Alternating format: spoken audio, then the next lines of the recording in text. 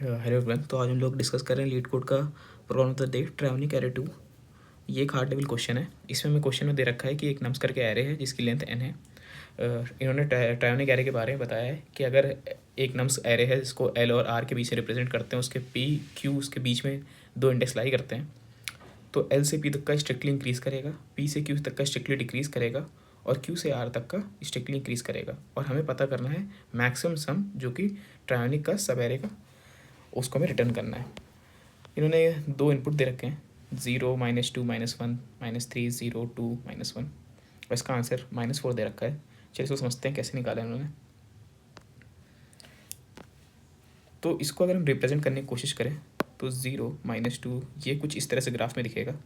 और स्ट्रिक्टली अगर मैं डिक्रीज़ या इंक्रीज़ करने की बात करूँ तो स्ट्रिक्टली डिक्रीज़ मैं पहले इनको इंक्रीज़ चाहिए, क्योंकि इनका पैटर्न ये है कि पहले इंक्रीज़ होना चाहिए। तो यहाँ तो पहले इनका डिक्रीज़ हुआ है इस वाले पार्ट में, तो इन्हें चाहिए था पहले इंक्रीज़, तो यहाँ पे एक इंक्रीज़ मिला, फिर ये एक स्ट्रिक्टली डिक्रीज़ और उसके बाद ये एक पूरा इंक्रीज़। तो ये पैटर्न जो हमें चाहिए था, ये वाला पैटर्न अपने को मिल गया। ये है ट्रायनिक एरे के लिए। तो सबसे पहले स्ट्रिक्टली इंक्रीजिंग है, -2 से -1 गया, स्ट्रिक्टली डिक्रीजिंग है -1 से -3, और फिर स्ट्रिक्टली इंक्रीजिंग में -3 से 2। तो ये था स्ट्रिक्टली इंक्रीजिंग, ये है डिक्रीजिंग और ये है इंक्रीजिंग। ठीक है, इन्होंने इस चीज़ के पूरे को सम ले लिया और इस वजह से -2 -1 फिर -3, ये मैंने बस डिफ्रेंशिएट करने के लिए दो अलग जगह लिख दिया है, that are the same units. ठीक है, फिर -3 भी मैंने दो बार बस रिप्रेजेंटेशन के लिए दे रखा है।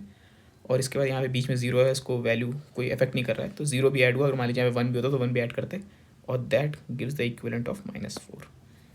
सिमिलरली इन्होंने एक दूसरा भी इनपुट दे रखा है कि 1 4 2 4 एक इनपुट है। तो इसमें पहले स्ट्रिक्टली इंक्रीज़ हुआ यहाँ पे 1 से लेकर 4 तक का, फिर स्ट्रिक्टली डिक्रीज़ हुआ 4 से लेकर 2, फिर 2 से 7, फिर स्ट्रिक्टली इंक्रीज़ हुआ। इसलिए अब हम 1 4 2 + 7 सब करेंगे तो हमें 14 मिल जाएगा। ओके, तो इनकी ये दो गिवन इनपुट्स हैं। तो कुछ कुछ पॉइंट्स हैं जो कि अपने को ध्यान रखने हैं इसके लिए, ट्रायनिक एरे के लिए। तो ट्रायनिक एरे अगर आपने कल वाला क्वेश्चन में अटेंड किया होगा, ट्रायनिक एरे ये बताता है कि उसको बस 3 प्रॉपर्टी चाहिए, और वो भी इसी एक फैशन में चाहिए कि फर्स्ट जो हो कॉन्टीन्यूसली इंक्रीज़ हो। इसीलिए हमने पहले वाले केस में इनपुट में 0 से -2 वाला ड्रॉप कर दिया था, क्योंकि हमें पहला इंक्रीजिंग ही चाहिए, ये फर्स्ट होना चाहिए। सेकंड जो होना चाहिए वो स्ट्रिक्टली डिक्रीज होना चाहिए, और फिर जो थर्ड होगा that is strictly increasing again. ठीक है, और ये कॉन्टिन्यूस होने चाहिए। ठीक है, अब इसमें हमें दिखेगा कि ये 3 फेजेस हैं, और हो सकता है जो इनपुट हो उसमें इससे ज़्यादा फेजेस हो, बट अपने को ये कॉन्टिन्यूस फॉर्मेट में निकालने होंगे। ठीक है, सिमिलर चीज़ को जनरली लोग रिलेट करते हैं, हमारा कडेन एल्गोरिथम सॉल्व करता है और उससे कन्फ्यूजन आ जाता है। अगर आप कडेन एल्गोरिथम को ऑप्ट करेंगे तो थोड़ा सा कन्फ्यूजन आएगा, क्योंकि उसमें भी सब एरे सम निकालने की कोशिश कर रहे हैं। यहाँ पे इसका मॉडिफिकेशन है, हम लोग कडेन एल्गोरिथम को अगर यूज़ भी करना चाहें तो हमें थोड़ा स्टेट मैनेजमेंट करना पड़ेगा, क्योंकि हमारा मैक्स सब एरे तो निकाल लें, मैक्स सब एरे निकाल लें, बट हमको साथ में मैनेज क्या करना पड़ा, हमें इसकी स्लोप्स भी मैनेज करनी पड़ रही हैं। हमें इसकी स्लोप देखनी पड़ेगी, फिर उसके बाद इसकी स्लोप देखनी है, फिर उसके बाद इसकी, तो स्लोप्स भी मेंटेन करनी पड़ेगी। तो अकेले तो कठिन नहीं काम कर पाएगा।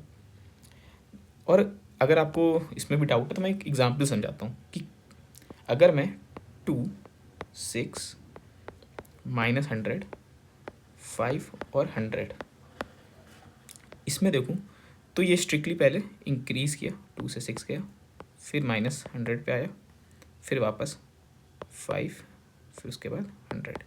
ये भी वही फैशन है, strictly increase, strictly decrease, strictly increase. अगर मैं कडेन से सॉल्व करता तो कडेन मेरे को आंसर देता 5 और 10 100 मिला के 105, बट इसका एक्चुअल आंसर जो है वो तो 2 + 6 -100 + 5 + 100 ये होता, जो कि देता हमें ओके 5 + 6 11 और ये 9।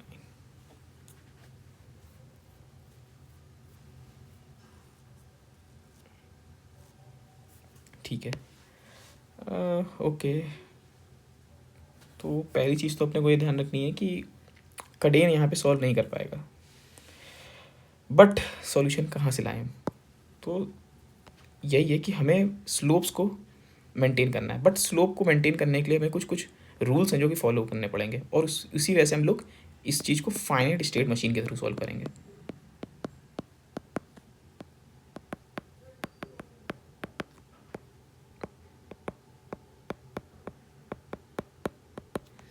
तो एक चीज़ ये है कि अगर मैं एक टाइम पे बस स्ट्रिक्टली इंक्रीजिंग होने की बात करूँ, ये मैं मानता हूँ फेज़ 1 है मेरा, फिर मैं दूसरा मान के चल रहा हूँ ये फेज़ 2 है, फिर तीसरा फेज़ 3 है। ये 3 पार्ट है मैंने अपने जो इनपुट के दे रखा है कॉन्टिन्यूअस अरे का, वो ट्रायोनिक अरे को काट लिया। जब भी मैं इसके लिए कंप्यूट करूँगा तो मैं बेस्ट सॉल्यूशन निकाल के लाऊँ, इसके लिए निकाल लूँ तो मैं बेस्ट लेके आऊँ आंसर, और इसके लिए भी लेके आऊँ तो बेस्ट आंसर लेके आऊँ। ठीक है, तो अब ये बेस्ट निकलेगा कैसे कि ये साथ में भी कंप्यूट हो जाए और बेस्ट ही बनता जाए? तो कुछ केसेस हैं जो हमें ध्यान रखना पड़ेगा। पहला केस ये है कि अगर मैं कोई भी एक एलिमेंट पे खड़ा हूँ और मैं प्रीवियस को चेक कर रहा हूँ, तो अगर मैं करंट हूँ और मैं प्रीवियस स्टेट को चेक कर रहा हूँ, तो केस 1 मुझे ये बताएगा कि करंट जो होना चाहिए अगर वो ग्रेटर है प्रीवियस में, तो उसके दो चीज़ें होगी, या तो वो फेज़ 1 का पार्ट है क्योंकि इंक्रीजिंग है, या तो वो फेज़ 3 का पार्ट होगा। ठीक है, एक चीज़ तो ये मिल गई मेरे को। दूसरी चीज़ ये है कि अगर ऐसा नहीं है, अगर मेरा करंट जो है वो प्रीवियस से छोटा है, तो ऑब्वियस ही बात है वो फेज़ 2 का पार्ट है, सॉरी। ठीक है, बट फेज़ 1 और 3 में भी मैं कंप्यूट कैसे करूँ आंसर को? तो अगर मैं फेज़ 1 में भी मुझे कंप्यूट करना है, तो पहले तो मुझे ये रखना पड़ेगा कि मैं हर बार एक डमी वेरिएबल अगर बना रहा हूँ तो हमेशा मेंटेन करूँ, जैसे कि कडेन में करते थे, मैक्स रखूँ मैं फेज़ 1 का, और या तो अगर मैं इसको नहीं लेता हूँ तो मैं प्रीवियस एलिमेंट को ले लूँ और उसमें करंट को ऐड कर लूँ। एक चीज़ तो इसमें ये हो गई कि ये मेरे को फेज़ 1 का डायरेक्टली ऐसे आंसर निकल सकता है, बट हाउ टू आइडेंटिफाई वो फेज़ 3 का पार्ट है? तो फेज़ 3 को आइडेंटिफाई करने का ही पार्ट ये है कि जो फेज़ 2 होना चाहिए वो अभी तक का स्टार्ट नहीं होना चाहिए। तो अगर स्टार्ट नहीं हुआ तो मैं लेट्स से अगर मैंने सबको पहले से नेगेटिव इन्फिनिटी में रख रखा है, तो फेज़ 2 अगर एम्प्टी नहीं है, क्योंकि फेज़ 3 हमेशा इसके बाद आएगा, या तो ये नहीं है, या तो मेरे पास ऑलरेडी फेज़ 3 में कुछ डेटा है, तो ये भी नेगेटिव नहीं है, नेगेटिव इन्फिनिटी। तो मैं क्या करूँगा, तब मैं इसी सिमिलरली P3 के लिए, सॉरी ये PH है फेज़, ठीक है, मैं P3 अपना डमी वेरिएबल बनाऊंगा, उसमें मैक्स सेट करूंगा, किसको रखूंगा मैं, फेज़ 2 जो मेरा पुराना चल रहा है उसको या तो चूज़ करूँ मैं, क्योंकि फेज़ 3 से पहले फेज़ 2 आएगा, या तो मैं करंट फेज़ 3 की जो वैल्यू हो वो, या तो मेरा करंट एलिमेंट की जो वैल्यू है वो।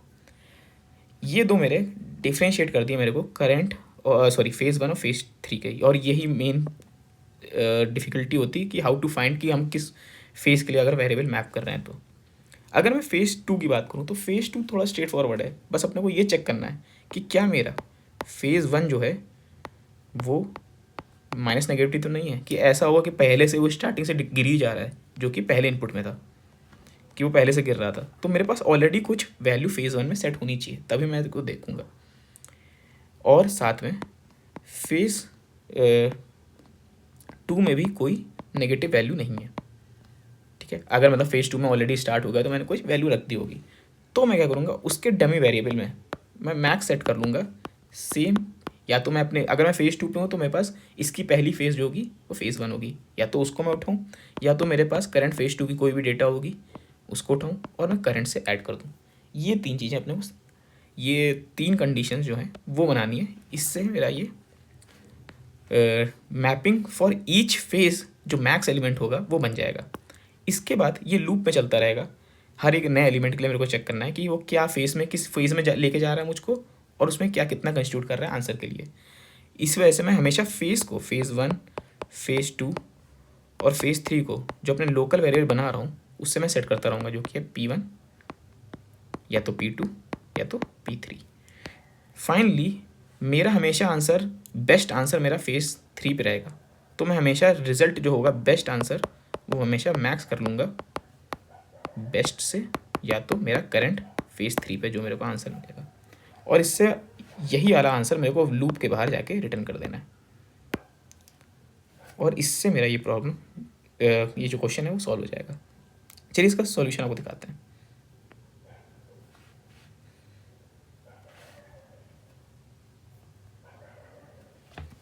Okay,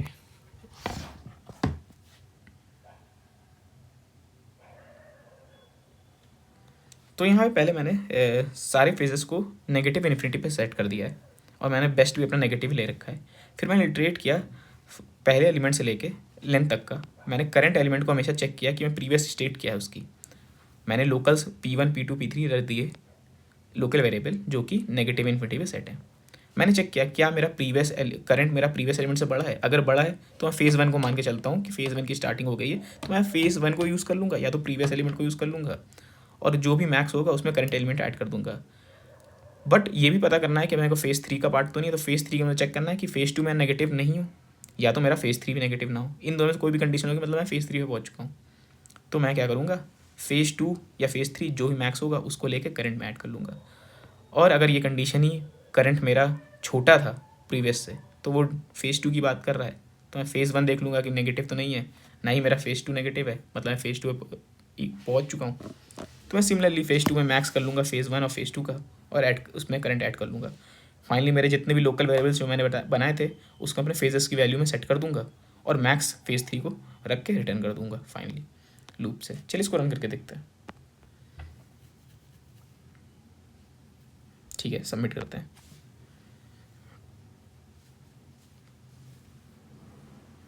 yup, that's it.